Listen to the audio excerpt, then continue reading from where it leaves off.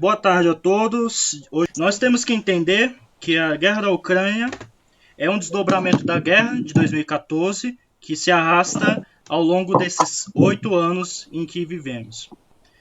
A Rússia sofreu um embargo essa semana de diversas empresas norte-americanas.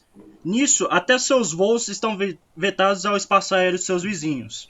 E o gasoduto que iria da Rússia para a Alemanha está parado durante o prolongamento do inverno europeu. O barril de petróleo disparou para acima de $130. Os bancos russos estão proibidos de fazer transações comerciais com a União Europeia e com os Estados Unidos. Enfim, essa guerra ela tem um desdobramento que começa quando?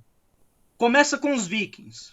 Essa guerra é tão antiga que a gente tem que considerar a Idade Média em vigor. Os vikings, exatamente os vikings, eles utilizavam os rios da Rússia como rota de passagem para chegar em Constantinopla e fazer as trocas comerciais entre as peles da Normandia, as peles da Escandinávia, para a rota da seda que passava em Constantinopla.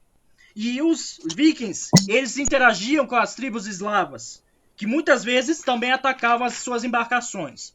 E a partir disso, a partir do século IX, o príncipe Rurik foi convidado por tribos eslavas do norte da Rússia para se tornar o líder dos povos deles e trouxe uma corte de guerreiros normandos. Esses normandos é que construíram o primeiro estado russo. E esse estado russo ficava em Novgorod, que ainda hoje é uma cidade importante na Rússia. Depois, o seu filho, Oleg, ele nas campanhas militares de conquista ao sul, criou uma nova capital numa vila no entroncamento do Dnipro.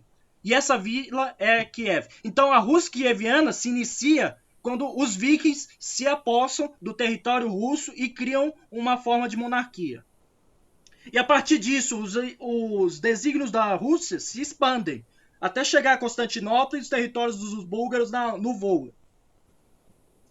No século X, o príncipe Vladimir o Grande converte o povo russo à ortodoxia. E essa conversão é de uma forma para aumentar a interação entre a Rússia e os domínios bizantinos. E Yaroslav Sábio, ele estabeleceu o primeiro código de leis em terras russas, e é a Russiskaya Pravda. Então a Rússia era o centro, quer dizer, Kiev era o centro da Rússia medieval. Tanto que a Rússia atual e Kiev têm uma história em comum. Assim como o Homo sapiens e o chimpanzé têm um ancestral em comum. De maneira que a gente observa que quando os príncipes russos morriam, seus domínios eram divididos entre os filhos. Então isso gerava conflitos internos regionais por terra. E essa divisão dos estados russos facilitou o trabalho dos mongóis em 1238, com a destruição de Kiev, Pereyaslav e Kiev. E essa destruição, durante o inverno, trouxe a dominação de praticamente 2 séculos de terras russas no domínio dos mongóis. E apenas uma cidade se manteve, a República de Novgorod, que foi onde se tornou o centro da identidade russa e onde, posteriormente, entrou para a Liga Hanseática e tinha interações com o Mar do Norte. Agora, a gente observa que, em 1380, em meados de 1380, houve a Batalha de Kulikovo, em que Moscou venceu o jugo dos mongóis e parou de pagar impostos aos mongóis. E a partir disso, Moscou vira o centro da identidade russa. E a partir disso, Moscou se expande e vira uma potência emergente que desafia tanto os poloneses quanto os tártaros da Crimeia e de Kazan. Tomando Kazan, inclusive. Quando Constantinopla cai, é Moscou que se reivindica o título de Terceira Roma. E até hoje, o expansionismo russo pensa dessa forma. Nós somos a manutenção da identidade, que é o contraponto ao mundo islâmico e ao mundo cristão católico. Então, o russo ele não se define como ocidental, nem se define como oriental. Ele não se define como asiático, ele se define como russo. É uma identidade à parte, é uma identidade civilização. Sim. E a partir disso, os ucranianos eles ficaram divididos com a destruição de Kiev. Uma parte ficou na Confederação Polaco-Lituana, a parte ocidental da Ucrânia, que hoje é a cidade de Lvovo, por exemplo. E a outra parte ficou na parte sul, que é a Crimeia, ficou no domínio muçulmano, que aí é o Canato da Crimeia. E no meio disso tudo viviam as tribos semi-nômades dos cossacos, guerreiros a cavalo que atacavam tanto os poloneses quanto os muçulmanos. E esses cossacos viviam num esquema tribal e até atuavam como mercenários quando juraram lealdade no século XVII ao czar de Moscou. São os cossacos que fizeram a colonização da Sibéria. A Rússia é desse tamanho graças aos cossacos. Então, a identidade cosaca é reivindicada pelos ucranianos como o seu símbolo de liberdade nacional. Tanto que os maiores heróis ucranianos são cossacos. Então, durante as guerras de Pedro o Grande e Catarina, a Suécia perde porções do seu império para o Pedro, a Polônia acaba sendo desmembrada, a Áustria e a Rússia e a Polônia dividem a Polônia, e a Rússia toma de volta também os seus domínios ao sul. Então, a Crimeia é tomada por Catarina, e a partir disso é criada uma nova joia do Império. E aí, a partir disso, se cria a nova Rússia, que são, ao todo, 4 Rússias que existem. A Veliki Rus, que é a Grande Rússia, que é a Rússia Europeia, a Bielorrússia, que é a atual Belarus, que é a Rússia Branca, e a Mali Rus, que é a Ucrânia. E a Nova Rússia, que é os domínios que foram tomados dos tártaros ao sul. Então, o príncipe Potemkin, amante da Catarina, acaba governando esses territórios, que hoje compreende a Crimeia e Donbass. Então, a colonização dessa região, a identidade é muito próxima dos russos. E, a partir disso, a gente tem a questão da Revolução Russa. Com a Revolução Russa, há um desmembramento e o início de movimentos nacionais dentro da Rússia. Com o Tratado de Brest-Litovsk, a Bielorrússia e a Ucrânia são entregues aos alemães como espólio de guerra.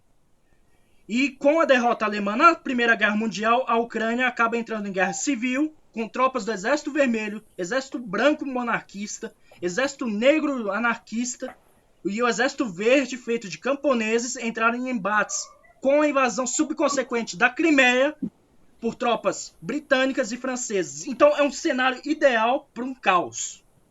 Com esse palco de guerra, os conflitos piores da Guerra Civil foram na Ucrânia e ela só foi anexada à União Soviética mediante ao acordo de criação do Estado ucraniano por Lenin. Então, quando o Putin fala a identidade ucraniana é uma criação, é uma fantasia, no final ele fala, isso é uma criação do Lenin, porque a gente não reconhece que os ucranianos sejam tão diferentes de nós. Embora eles tenham uma língua própria, eles tenham uma identidade nacional própria, tenham músicas próprias, culinária própria, uma identidade toda nacional que não vive ao redor de Moscou. Embora, paralelamente, os dois sejam parecidos.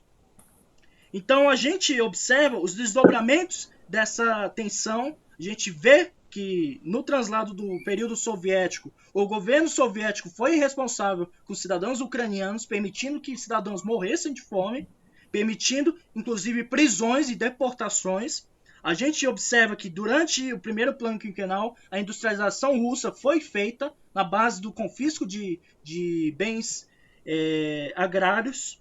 E a gente vê que essa campanha do governo soviético em destruir igrejas ortodoxas também tirou um pouco a lealdade do povo ucraniano aos desígnios de Moscou. Não é à toa que hoje os ucranianos são acusados de serem pró-nazistas, porque em 1941 foram cidadãos ucranianos que colaboraram com as Setsgruppen para exterminar judeus e comunistas durante o Holocausto. Então, a gente observa que há pessoas dentro do governo ucraniano que idolatram Stefan Bandera, que é um líder nacionalista ucraniano que colaborou ativamente com os nazistas. Então, esse desdobramento a gente observa do período soviético. E a partir disso, a gente vê que Khrushchev faz um erro estratégico ao ceder a maior base naval naquele período dos soviéticos à Ucrânia, que é a Península da Crimeia. Foi na Crimeia que iniciou-se duas partes importantes da história contemporânea.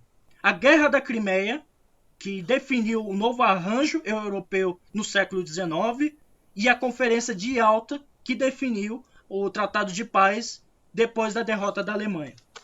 Então, a Crimeia é um ponto estratégico de tensão, é um ponto de dominação e é um ponto que é sensível na história russa. E os russos estavam pagando aluguel anual para manter a base naval em Sebastopol, para a Ucrânia. No momento que há o golpe em 2014 e os ucranianos decidem entrar para a União Europeia, o Putin invade a Crimeia e, e patrocina os movimentos separatistas em Donetsk e Luhansk. Então, essa anexação até hoje só está sob litígio. Cidadãos russos morreram, cidadãos ucranianos morreram, mas a gente não percebe uma coisa. São povos irmãos e, ao mesmo tempo, são famílias dentro dos dois lados da fronteira. Então, há cidadãos ucranianos que são irmãos de cidadãos russos. Então, essa guerra é dramática tanto para o cidadão comum russo quanto para o cidadão comum ucraniano.